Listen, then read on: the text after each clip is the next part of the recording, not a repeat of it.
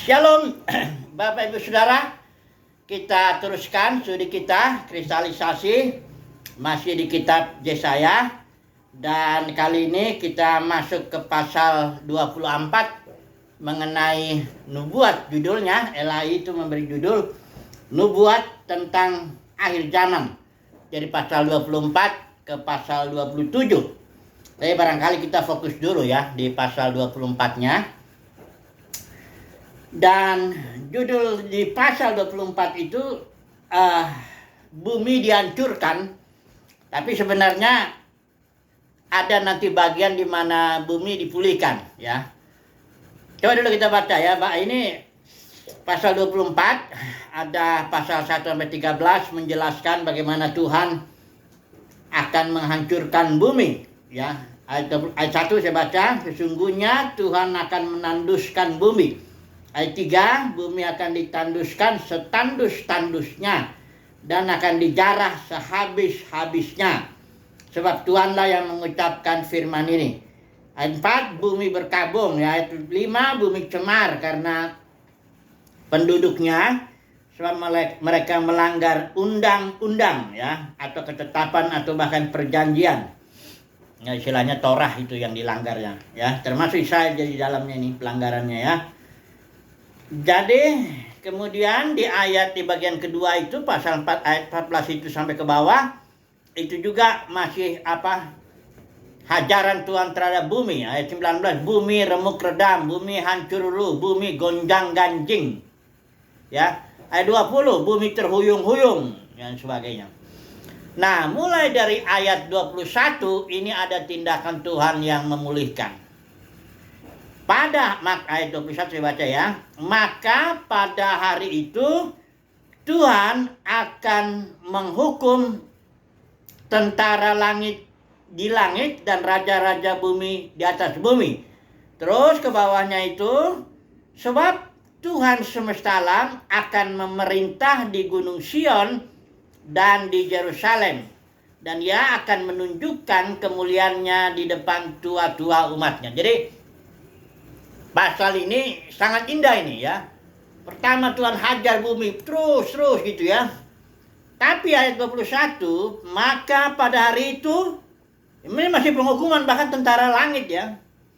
Tapi kemudian di ayat 23 ayat terakhirnya dikatakan Tuhan semesta alam akan memerintah di Gunung Sion. Ini kan Gunung Sion bumi juga kan. Dan di Yerusalem. Ya, jadi ada tindakan Tuhan untuk memulihkan bumi melalui Sion dan Yerusalem. Nah, ini yang kita mau tahu.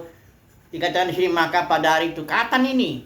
Ya, Tuhan akan memulihkan bumi melalui, yang di sini Tuhan SWT akan memerintah di Gunung Sion dan di Yerusalem. Maksudnya melalui Israel ini kapan ini? Karena saat ini Israel menerima Yesus saja belum ya. Mereka nggak tahu kapan ini mereka mau terima Yesus ya. Nah jadi, tapi kita harus tahu dulu penghakiman Tuhan ini di Yesaya 26 ini bagian daripada masih bagian dari masih perikop atau bagian daripada nubuat tentang akhir zaman. Ada pasal 24, 25, 26, 27 ya. Di pasal 26-nya Yesaya memberikan definisi daripada penghakiman, karena selama ini kita mengerti penghakiman itu suatu hajaran atau hukuman aja, tidak ada tindakan koreksi atau pemulihan.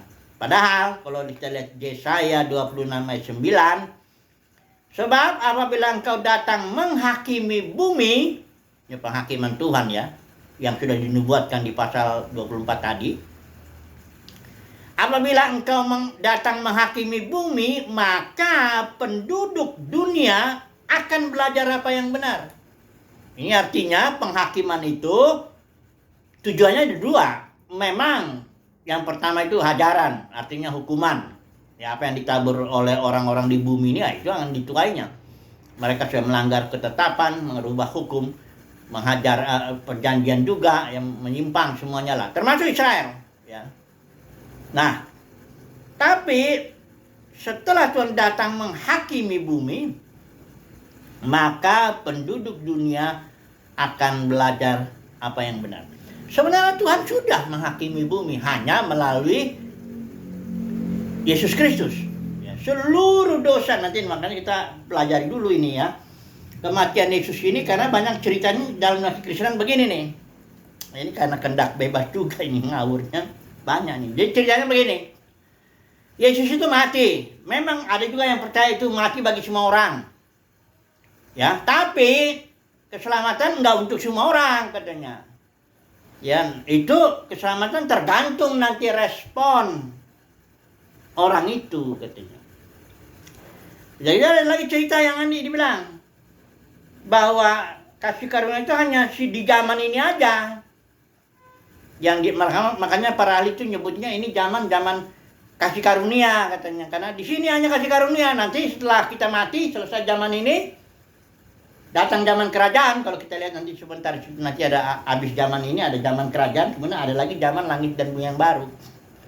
Nah nanti kalau udah habis di sini katanya nggak ada lagi kasih karunia, habis kesempatan katanya. Ini omongan-omongan ini karena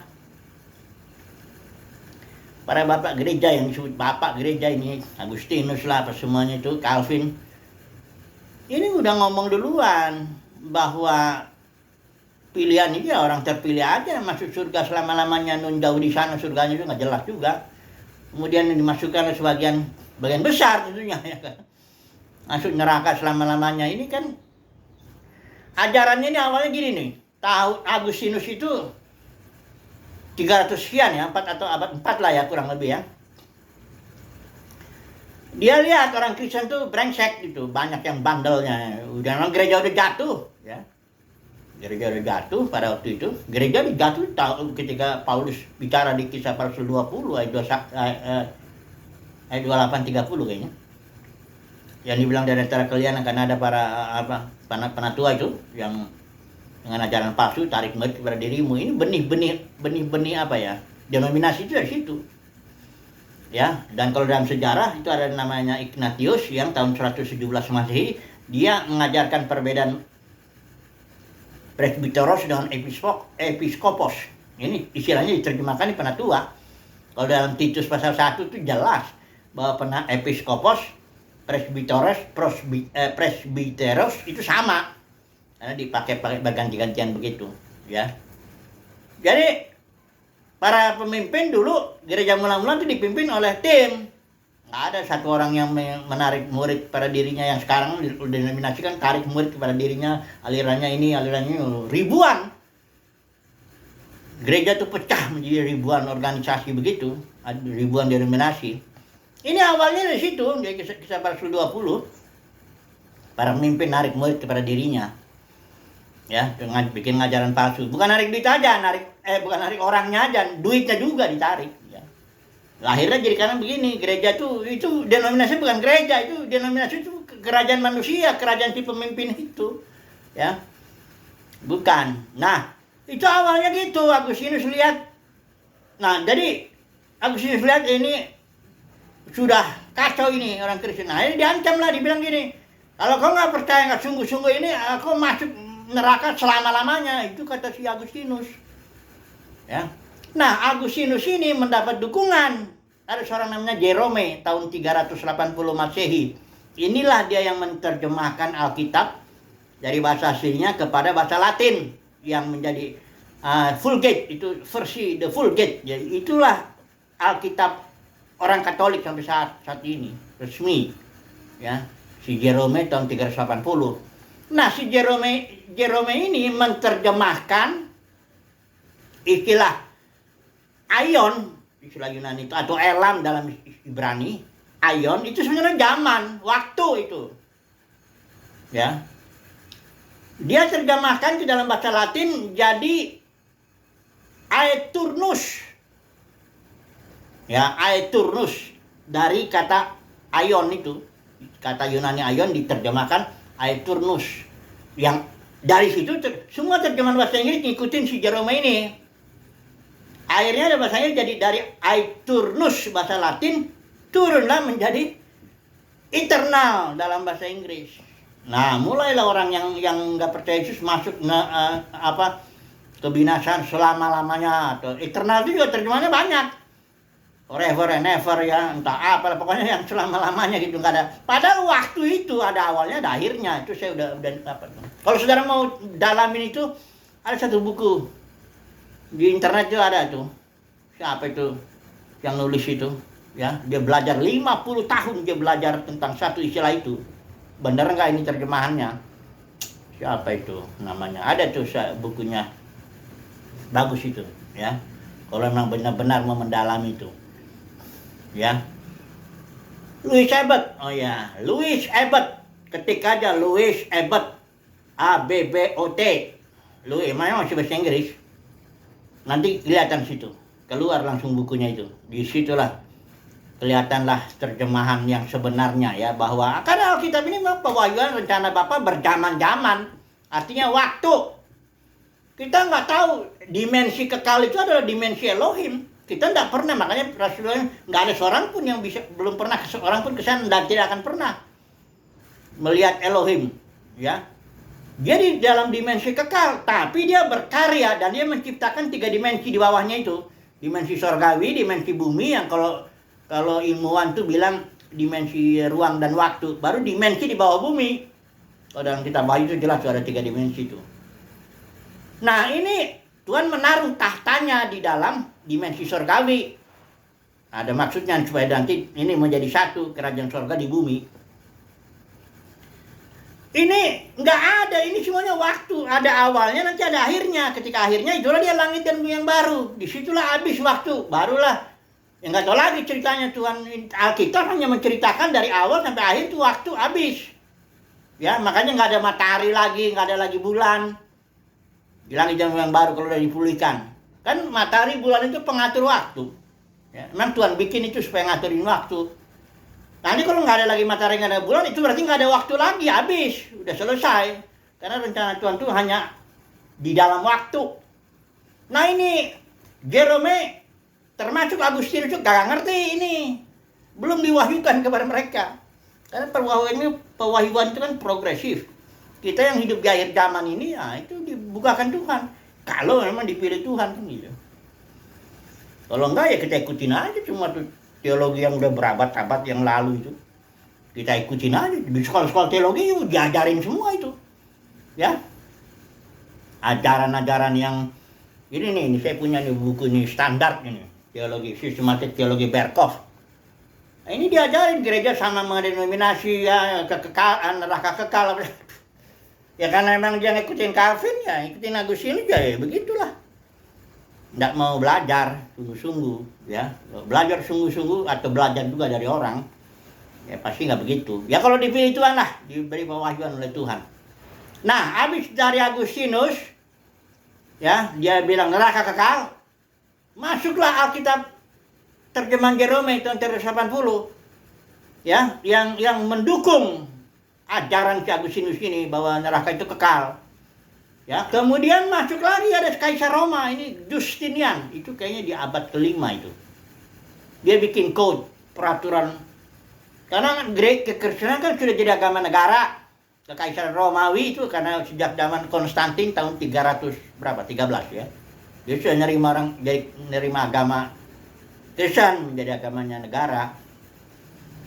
Oh sejak itu kacau tuh kekristenan karena orang masuk karena ingin dapat apa kemudahan-kemudahan ya secara politik, secara sosial, secara ekonomi dan sebagainya. Ini si Justinian tetapkan neraka kekal katanya.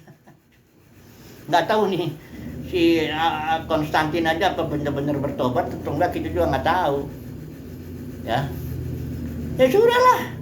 Sudah masuklah gereja ke dalam zaman ke-8, abad ke-5 itu Katolik itu sudah sektor dulu. Hierarki itu sudah masuk itu. Ya, itu sudah 1000 tahun baru Luther juga belum mengerti. Dia kan cuma memulihkan 3 hal aja. Sola scriptura, sola fide, sola gratia. Ya, jadi sampai sekarang, tapi sekarang di zaman akhir itu Tuhan bukakan. Ya makanya sekali lagi tahu ini bukan apalah, bukan kita itu ngerti, tapi kita dipilih Tuhan untuk melihat. Itu anugerah Tuhan, jangan juga kita merasa lebih hebat dari orang-orang yang sebelumnya itu. Enggak, tapi kita dibukakan Tuhan. Dan masuk akal kok. Lagian kalau neraka selama-lamanya lu bayangin deh. Orang ada banyak di dunia ini orang Kristen paling sepertiganya nih sekarang udah 6 miliar atau 7 miliar nih manusia di bumi ini untuk saat ini aja. Ada seorang yang pernah ngitung ya, manusia jumlahnya di bumi ini saya terpasang bicara dulu yang ini deh ya. Ada manusia yang pernah menghitung jumlah manusia yang pernah hidup di muka bumi dari mulai Adam dan Hawa gitu, dia hitung per generasi gitu. Dengan sekarang ini kurang lebih ada 160 miliar orang yang pernah hidup di bumi ini. Dan dia memperkirakan juga kurang lebih cuma 3 miliar lah orang yang katakanlah yang beragama, yang sungguh-sungguh begitulah, yang dianggapnya barangkali masuk surga barangkali. 3 miliar. Jadi ada 157 yang sekarang udah damai sejahtera di neraka dengan iblis itu apa itu. Terus kalau ajaran Agustinus semuanya itu di neraka gitu sama iblis itu selama-lamanya. Kan ngawur banget. Ini Tuhan ini apa ini kok? Monster yang mengerikan sekali. Tukang sate aja kalau bakar sate itu kalau sudah memang matang kan enggak dia bakar terus. Kalau ini kadang-kadangnya ada api yang selama-lama itu karena udah salah terjemahannya. Dibakar terus manusia di situ. Selama-lamanya 157 itu kalau tepat ya, ini kan kurang lebih ya. 157 miliar. Sementara yang 3 miliar entah dilempar ke surga nyanyi sama sana. Saudara kalau dipikir emang aneh itu doktrin. Aneh betul. Ngeri, gila malah. Masa Tuhan itu yang adalah katanya penuh kasih itu. Orang banyak yang gak kenal Yesus bukan karena dia gak terima Yesus. Dia gak pernah dengar tentang Yesus. Saya pernah saudaraku penginjilan ini di Monas. Dulu kami pelayan pemuda selalu menginjil. Sebulan itu sekali atau 2 kali ada pelayanan. 40 orang, 50 orang kita anak muda dulu. Itu di depan ada gedung gereja itu kan di sana itu. Di Monas itu, Jakarta ini. Kami menginjilnya itu di pinggir-pinggir jalan itu, di keliling-keliling sekitar situ, tukang minuman, tukang itu, kita injilin. Saya tanya pernah, kamu kenal Yesus gak? Dia jawabnya apa? Yesus itu tukang jualan apa? Teh botol ya di sini ya katanya. Kebayangkan saudara, itu di depannya gedung gereja itu. Ini orang yang jual teh botol, disangka Yesus itu jual teh botol juga di situ. Coba bayangkan saudara. Ada banyak orang di dunia ini nggak kenal Yesus terus gitu Tuhan lempar ke neraka gitu selama-lamanya dibakar di sana. Kalau membaca Alkitab si otak itu mesti dipakai karena itu Tuhan yang kasih kita otak, akal sehat gitu loh. Masuk akal nggak sih itu? Tuhan bakar itu, ayo saudara hati-hati loh ngajarin ngawur itu neraka kekal itu. Karena saudara mungkin aliran mengagumi Agustinus, mengagumi Calvin, terus saudara ajarin itu. Malah langsung bilang, kalau semua orang diselamatkan itu universalisme, itu sesat. Jangan ngomong buru-buru deh. Terlalu berhadapan dengan Tuhan. Karena ini saya mau bacain sebenarnya. Sebentar dulu ya. Di 1 Korintus ini. Atau di Roma. Ya. Saya udah lihat video saya ini udah 1000 lebih. Itu ratusan video yang pertama itu awal-awal itu saya banyak bicara soal universalisme.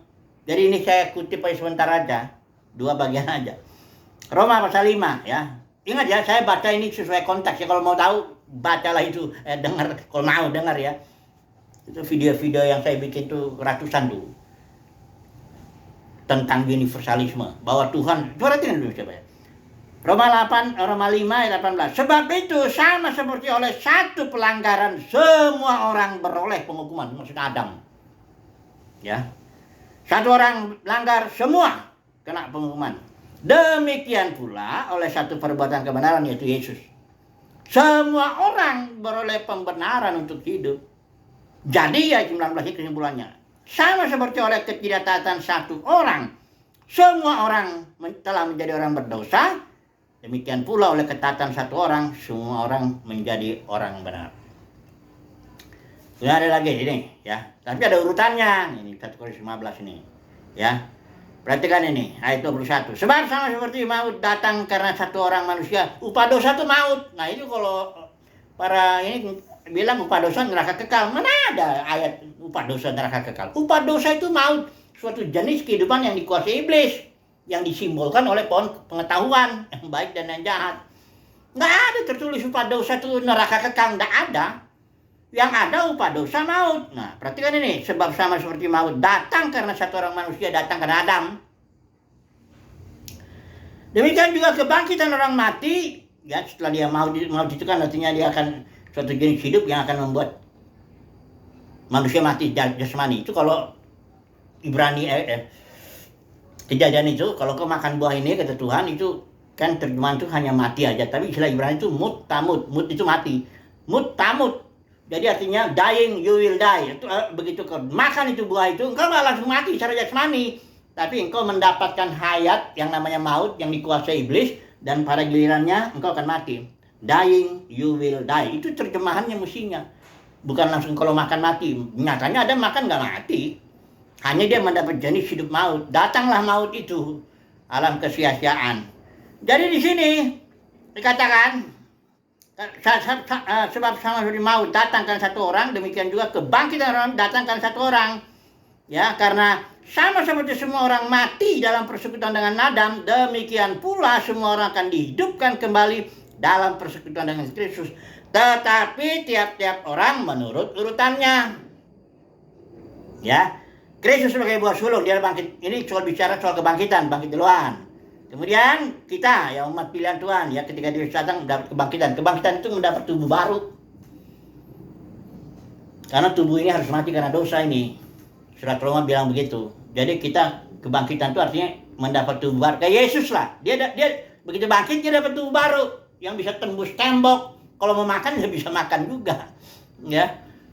Cepatannya nggak tahu lah, kita kan belum ada yang mendapatkan itu. Baru Yesus yang mendapat kebangkitan itu, hidup, tubuh baru itu. Kayak gimana tubuhnya, jelas enak lah. Kalau dengan tubuh ini kan capek banget. Ya perlu ini, perlu itu. Tapi kalau dengan tubuh baru, nanti kita akan datang, dia memberikan tubuh baru. Disitulah kita mengalami umat pilihan Tuhan melayani dengan tubuh baru. Di bumi fokusnya, supaya bumi ini bergerak menuju bumi yang baru. Bumi dan langit yang baru. Inilah sesuai dengan nubuat Yesaya. Ya.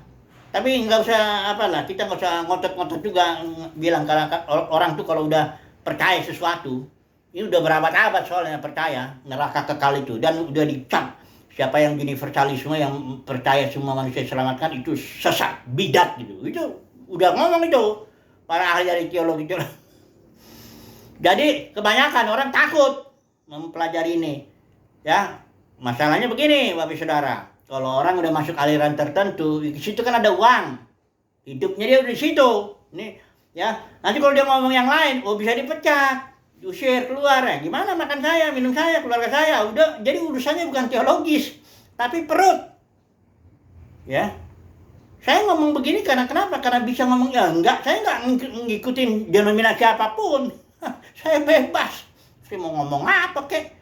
Gue nggak makan dari lu, kira-kira begitulah istilahnya. Gue nggak digaji sama siapapun, jadi bebas saya untuk bicara. Saya belajar, Tuhan tolong, ya, Tuhan bukakan. Jadi kalau orang yang masih terikat dengan denominasi, apalagi dia denominasinya sudah banggalah dengan alirannya itu, apa sudah berabad-abad lah dari zaman Agustinus, Calvin, apa semua. Enggak juga kalau ngomong yang lain, mereka inilah yang mengatakan sesat universalisme itu. Nanti kalau ngomong yang lain kau keluar situ, makanmu apa? Kadang kau digajikan dari situ, kau dapat kemuliaan manusia dari situ, kau dapat jabatan dari situ. Ya, kau jangan bilang engkau melayani Tuhan, enggak, engkau melayani denominasimu itu, melayani aliranmu itu, kau belajar teologi aliranmu itu. Kalau saya bebas, makanya orang itu harus bebas lah. Tapi itu pilihan Tuhan lah, anugerah Tuhan, bisa bebas. Ya, nah ini dia. Ya, ini nanti kayaknya disambung lagi nih mengenai ini. Pokoknya intinya melalui Israel ini di ayat yang ke apa, Tuhan semesta alam akan memerintah di Gunung Sion, di Yerusalem. Dia akan menunjukkan kemuliaannya ini. Ini melalui pemerintahan Tuhan kepada Israel pemenang. Ini kalau kita mau baca di sini. Maka akhirnya maut dikalahkan. Semuanya dipulihkan bumi itu. Perhatikan ini. Di Yerusalem baru ya.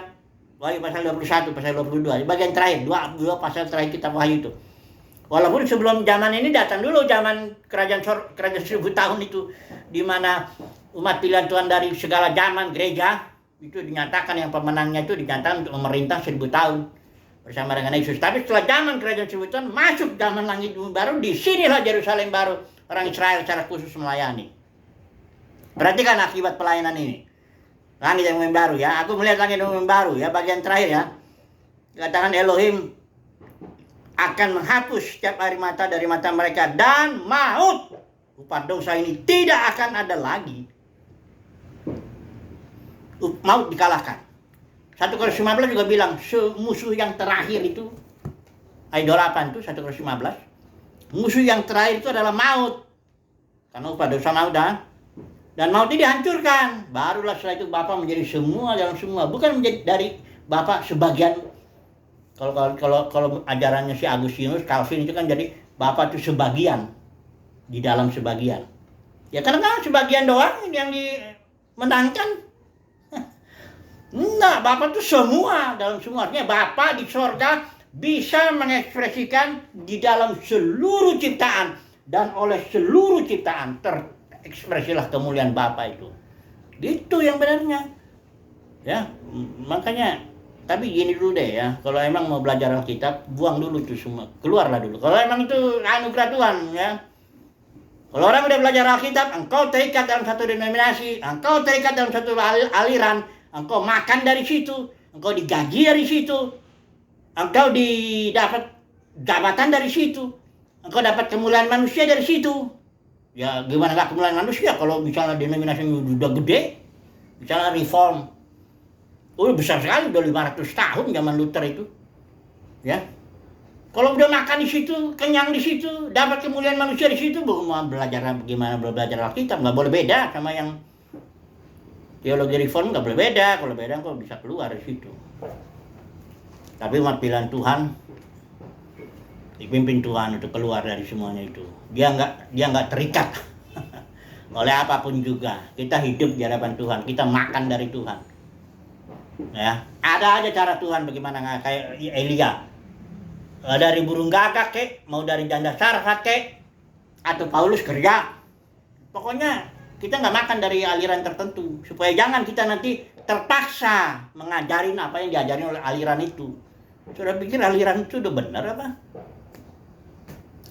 Ini bagaimana? Ya. Jadi kesimpulannya, coba dulu ya, lihat dulu lah. Kesimpulannya dulu ya. Dikatakan di sini, Tuhan murka kepada bumi, dihajar bumi ini, dihajar. Tapi pada akhirnya ini, di ayat 23, Tuhan semesta alam akan memerintah di Gunung Sion dan di Yerusalem. Inilah digenap pada hari itu ya. Kapan itu? Nah inilah dia terakhir ketika Tuhan bertahta. Memerintah itu tahta yang bicara Wahyu pasal 22 ayat 1 itu. Tuh saudara lihat, saya baca itu. Ya. Lalu ya, atau pakai yang ini aja istilahnya, ya, ILT ya. ILT. Perhatikan nih, Wahyu pasal 22 ayat 1. Dan dia menunjukkan kepadaku sungai air kehidupan yang murni, jernih seperti kristal, yang keluar dari tahta Elohim dan tahta anak domba. Jadi di sini di Yesaya ini Tuhan semesta alam akan memerintah di Gunung Sion di Yerusalem. Di sini dia penggenapannya, Wahyu pasal 22 ayat 1. Dia menunjukkan kepadaku ada sungai air kehidupan yang murni, jernih seperti kristal, keluar dari tahta Elohim dan tahta anak domba. Ya. Waktu dia memerintah, Tuhan itu tidak memerintah begitu-begitu aja, ya kayak konsep surga di apa, nyanyi selama-lamanya, ngapain? Udah kayak nggak ada kerjaan aja. Bukan, dia memberikan sungai air kehidupan dan ditawarkan kepada manusia di bumi. Perhatikan itu ayat yang ke-17, bagian terakhir ya. Dan roh serta mempelai wanita ini Yerusalem baru ya. Berkata, marilah, dan dia yang mendengar, biarlah dia berkata, marilah, dan dia yang haus, biarlah dia datang, dan dia yang mengingini, biarlah dia mengambil. Perhatikan, air kehidupan dengan cuma-cuma. Masih ada kasih karunia ini di zaman langit dan yang baru. Akhirnya ditawarkan air hidup, sampai makanya kesimpulannya pasal 21 tidak ada lagi maut. Ada. Habis maut itu. Ini juga di sini ada pohon kehidupan, daunnya menyembuhkan bangsa-bangsa. Ya. Makanya itu, tapi kesimpulannya paling gini ya. Udah deh, keluar deh dari denominasimu. Keluar deh dari aliranmu supaya ngerti Alkitab. Sebab kalau engkau sudah terikat oleh itu, engkau terpaksa mengajar apa yang diajarkan oleh aliranmu, diajarkan oleh denominasimu. Engkau tidak bisa lagi melihat. Kayak orang pakai kacamata kalau denominasinya kacamata merah, engkau akan lihat segala sesuatu itu merah. Kalau denominasi itu warnanya biru, engkau akan melihat segala sesuatu warnanya biru. Buka deh itu semua kacamata denominasi ini. Minta anugerah Tuhan, Tuhan tolong. Pasti ngerti. Itu aja lah ya. Haleluya. Amin.